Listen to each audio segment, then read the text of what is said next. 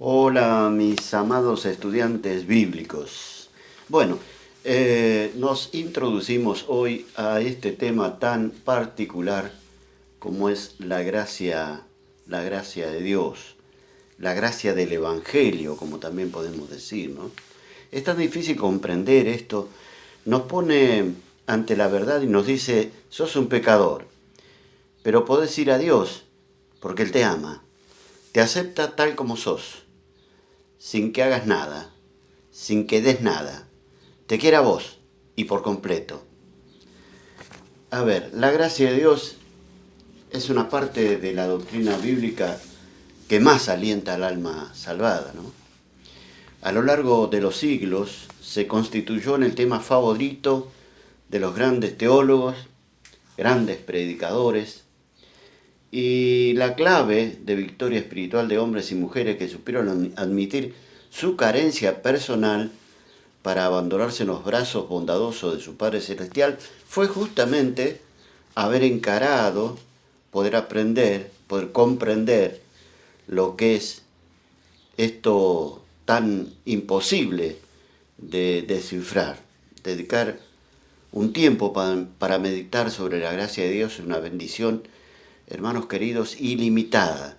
¿Sabes? Porque en esa búsqueda está en juego el secreto de las relaciones de vos, del creyente, con el Padre Celestial, ¿no? La gracia de Dios es el punto de inflexión que se inserta entre la ley y la justicia.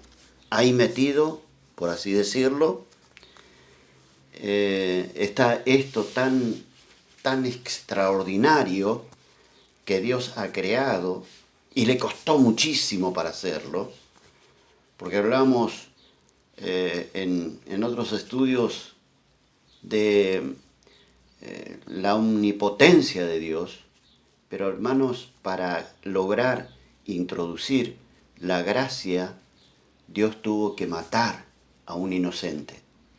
Y ese inocente fue nuestro amado Salvador. Pues la gracia entonces se inserta allí, entre las demandas que hacía la ley y lo que la justicia de Dios esperaba.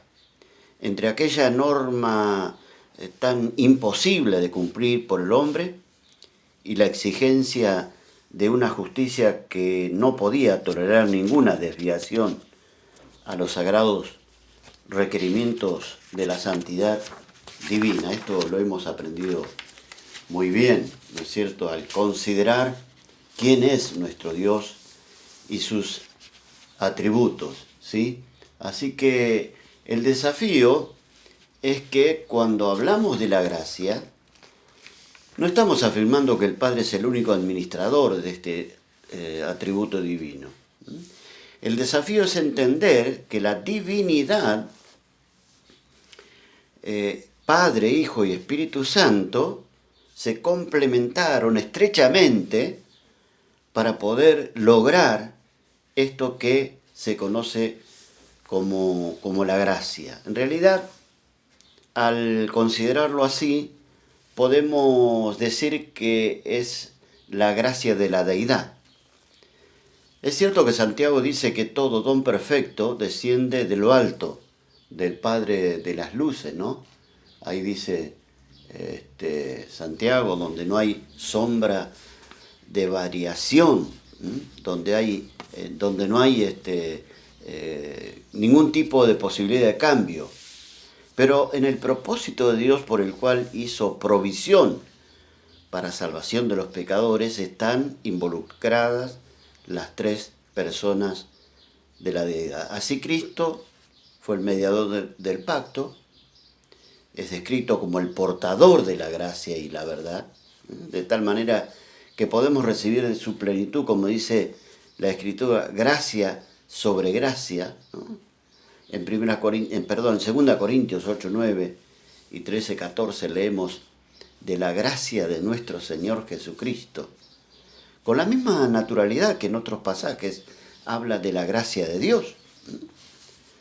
De igual modo, también el Espíritu Santo es llamado el Espíritu de gracia, ahí en Hebreos 10, 29. Así que este complemento tan estrecho, tan particular, tan extraordinario por las tres personas de la deidad, se amalgamaron, por así decirlo, para crear este ambiente que el cristiano puede vivir estando en paz con Dios y disfrutando de esto tan extraordinario como es su gracia.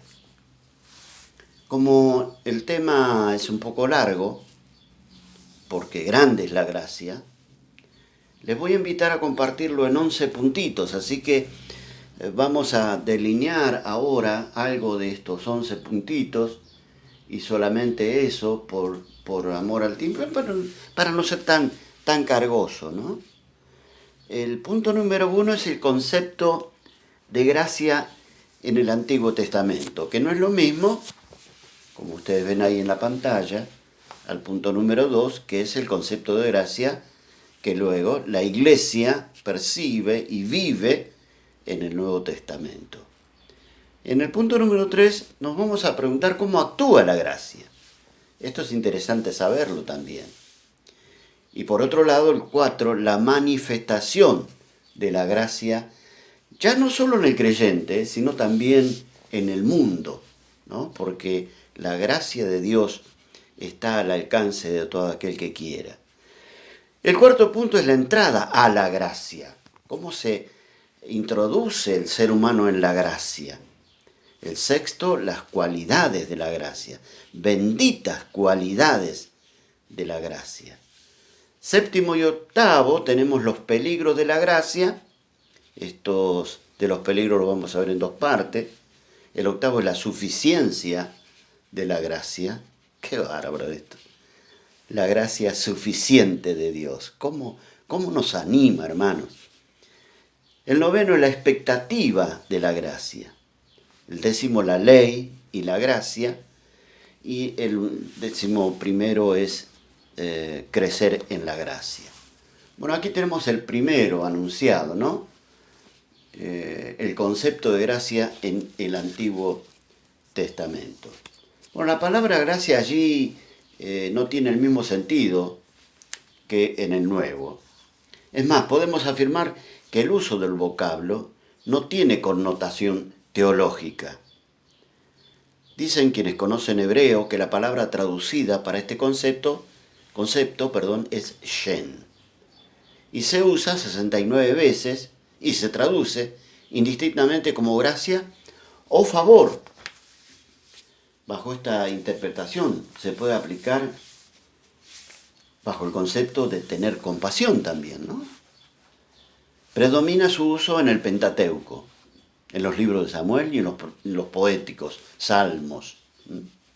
Pero es raro en los libros proféticos. La primera cita la hallamos en Génesis 6:8. Y allí dice, pero Noé, que halló gracia en los ojos de Dios. Para nosotros es fácil ver esta expresión,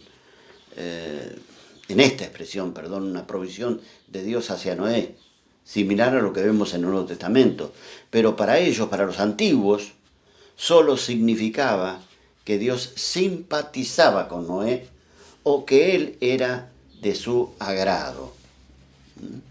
Así que la idea básica del término en el Antiguo Testamento es favor de Dios.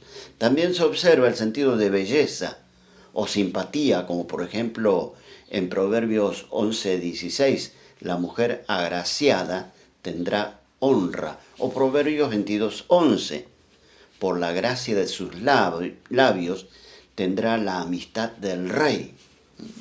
Bueno, hay muchos textos con esta expresión shen, que tiene que ver justamente con favor. Génesis 33:5 se traduce aquí dar, los niños que Dios ha dado. En Génesis 24:48 se traduce como inclinar. Génesis 33:11 lo encontramos, pero como Dios me ha hecho merced, me ha hecho favor. Pero en Oseas 14:4 ya encontramos y muy tempranamente el concepto que hallamos como gracia en el Nuevo Testamento. No es el mismo, obviamente, porque aquí se utiliza no shen, sino dabahat, que la versión de los 70 utiliza como autos, traduciéndolo al griego. De modo que la palabra gracia, cuando aparece en el Antiguo Testamento, significa generalmente favor o buena voluntad de Dios. Llevan consigo la concesión de bendiciones, de tratos espontáneos por parte de Dios, ¿no? De bondad, de bondad por uno que no espera nada de vuelta. La idea escondida o no revelada es que las bendiciones concedidas por gracia se proporcionan en forma gratuita y no en consideración o derecho o mérito. Pero no vemos con claridad el concepto de gracia revelado en el Nuevo Testamento, que oportunamente vamos a ver. Así que dejamos por aquí nomás, hermanos. Gocémonos en la gracia, este hermoso paraguas, por así decirlo, de parte de Dios, que cubre a todo aquel que cree y que ha arreglado sus cuentas con Él. Ojo, los demonios también creen y tiemblan, dice la Biblia, ¿no? De manera que es muy importante, necesario, es terminante que hayamos nacido de nuevo para saborear, para disfrutar de parte de nuestro Dios esta disposición que ahora tenemos de Él, la gracia de Dios. Maravillosa gracia, dice una antigua canción, vino Jesús a dar, más alta que los cielos, más honda que la mar. Oh, qué hermoso es, tan grande se ve mi culpa, dice, ¿no? Que la gracia reveló, ¿no? Y esto hace que nos debamos postrar delante del autor de eterna salvación y dador de este bienestar que nos hace el vivir en la gracia de nuestro Dios. Que Él te bendiga ricamente, mi hermano, mi hermana.